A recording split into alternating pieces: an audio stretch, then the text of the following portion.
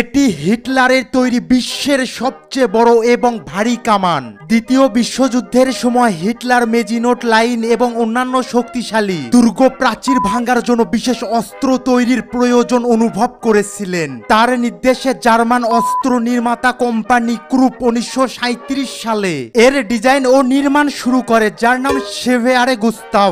এর ওজন প্রায় 1357 টন, দৈর্ঘ্য প্রায় 47 মিটার, কামানের ব্যারেলের দৈর্ঘ্য প্রায় 32 মিটার এবং গোলাবারুদের এক একটি শেলের ওজন প্রায় 7 টন, যার পাল্লা সর্বোচ্চ 47 কিলোমিটার ছিল।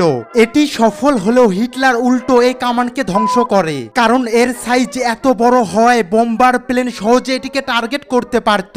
এছাড়াও এর সফলভাবে ব্যবহারের জন্য 2500 জন কর্মী প্রয়োজন হতো এবং পুরো প্রক্রিয়া সম্পন্ন করতে সময় লাগতো 4 দিন।